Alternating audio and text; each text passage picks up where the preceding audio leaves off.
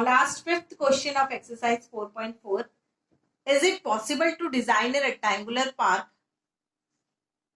of perimeter 80 meter and area is 400 meter square? If so, find its length and breadth. Question में बोला गया है कि क्या पॉसिबल है ऐसा रेक्टेंगुलर पार्क बनाना जिसका एरिया 80 मीटर हो और जिसका पेरीमीटर 80 मीटर हो और एरिया 400 मीटर स्क्वायर हो.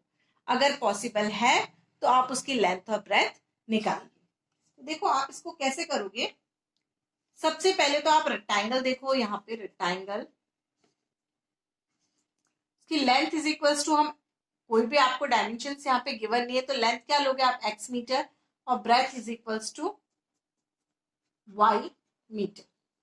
तो पेरीमीटर रेक्टेंगल का पेरीमीटर क्या होता है.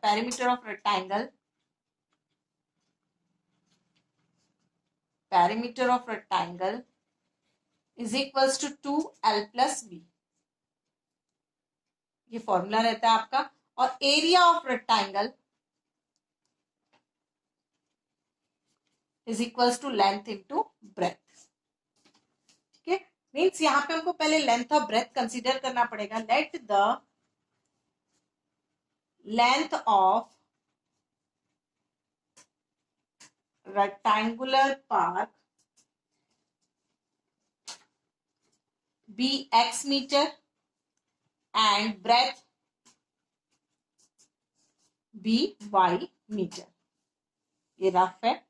देखो पेरीमीटर आपको ऑलरेडी गिवन है, क्वेश्चन में गिवन है आपका. पेरीमीटर क्या होता है. Perimeter of rectangle equals to 2l plus b. ये पेरीमीटर रहता है. पेरीमीटर आपको क्वेश्चन में दिया 80 metre. 80 metre is equals to 2 length plus breadth. Length is x and breadth is y. तो ये आपकी इक्वेशन बन जाएगी. अगर हम इसको ऐसे लिखते हैं, ब्रैकेट ओपन कर देते हैं, तो 80 इक्वल्स टू, देखो आप इसको दूसरे तरीके से भी कर सकते हो. आप इसको देखो 2 into 80 equals to 2 into x plus y होता है.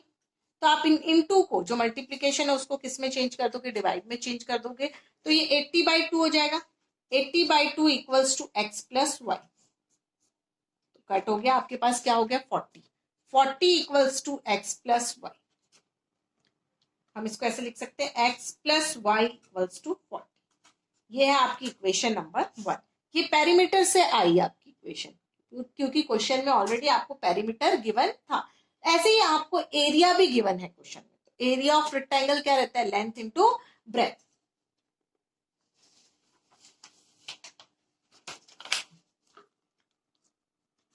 Area of rectangle is equals to length into breadth. आपको क्वेश्चन में एरिया कितना दिया 400 इज इक्वल्स टू आपको length into breadth means x into y. Then 400 is equals to x into y. तो हम इसको लिख सकते हैं एक्स वाई इक्वल्स टू 400. इसको इक्वेशन सेकेंड ले लीजिए. ठीक है, आपकी फर्स्ट इक्वेशन थी, देखो फर्स्ट इक्वेशन क्या थी, x plus y equals to 40.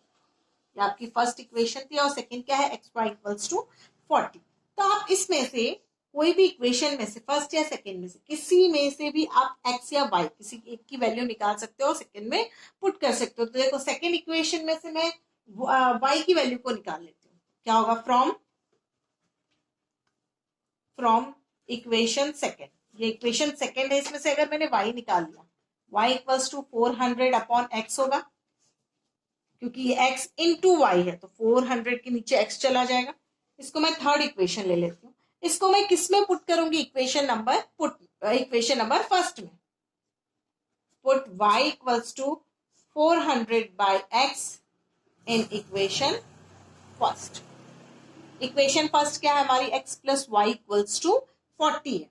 तो x plus 400/x equals to 40. क्योंकि इक्वेशन फर्स्ट है, देखो यहाँ पे पुट किया x प्लस वाई की जगह पे क्या लिखा मैंने 400/x इक्वल्स टू 40. अब आप इससे क्वाड्रेटिक इक्वेशन बना लीजिए. देखो x के नीचे मैंने क्या लिख दिया, 1 लिख लिया. तो देखो x जब आप डिवाइड करोगे तो x से 1 को डिवाइड करोगे x बाई 1, तो क्या बचेगा आपके पास x से आप x को मल्टीप्लाई करोगे तो x स्क्वायर. x से x कट हो गया आपका, बचा 1 into 400 is 400. equals to 40. Cross multiplication. Then x square plus 400 equals to 40x. अब आप क्वाड्रेटिक इक्वेशन के स्टैंडर्ड फॉर्म में इसे ले आए. स्टैंडर्ड फॉर्म क्या? A x square plus b x plus c equals to 0. Equation का स्टैंडर्ड फॉर्म है. आप 40x को एलएचएस में ले आओगे तो x square minus 40x plus 400 equals to 0. Equation का क्या है? आपका स्टैंडर्ड फॉर्म है. अब आपको देखो, जब इस टाइप के क्वेश्चन रहते हैं, इज इट पॉसिबल, क्या पॉसिबल है, तब हमें नेचर ऑफ रूट्स वाले को फॉलो करना चाहिए. क्योंकि जब d ग्रेटर देन 0 होगा तभी पॉसिबल है, d इक्वल्स टू 0 होगा तभी पॉसिबल है, बट d लेस देन 0 होगा तब पॉसिबल नहीं है. तो d क्या होता है? आपका डिस्क्रिमिनेंट. आप यहां से निकाल सकते हो. देखो, a equals to 1, b equals to minus 40 and c equals to 400. आप d equals to B square minus 4ac put करोगे तो क्या आएगा? Minus 40 square minus 400.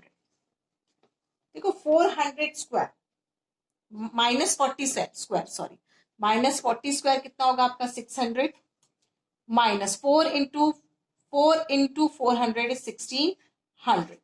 It means 0. आपका d क्या है? d is equals to 0. जब d इज इक्वल्स टू 0 रहता है तो रूट कैसे होते हैं? दो इक्वल रूट्स होते हैं. दो रूट कैसे होते हैं हमारे?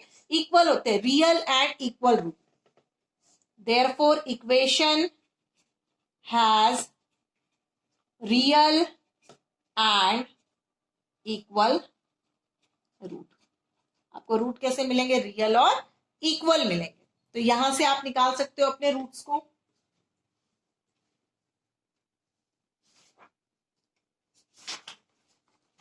देखो आपकी इक्वेशन क्या है? X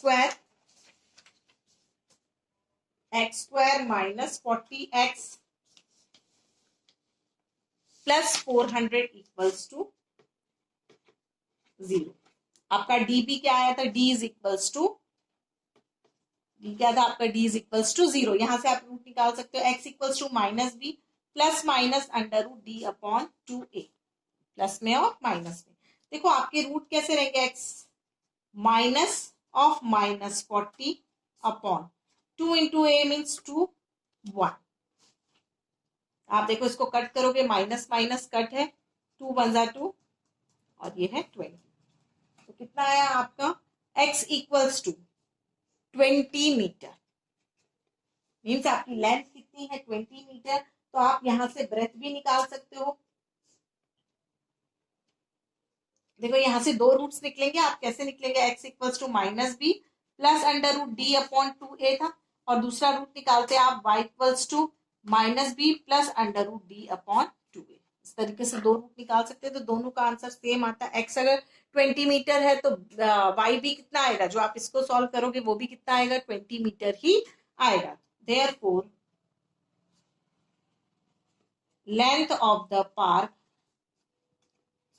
equals to 20 meter and breadth of the park equals to 20 meter. क्योंकि जब d इक्वल्स टू 0 रहता है तो दो हमारे जो रूट निकलते हैं वो दोनों रूट कैसे निकलते हैं? इक्वल रूट निकलते हैं. इसलिए मैंने यहाँ पे दोनों को साथ में ही निकाल दिया. अलग अलग मैंने नहीं निकाला. आप अलग अलग करके भी निकाल सकते हो.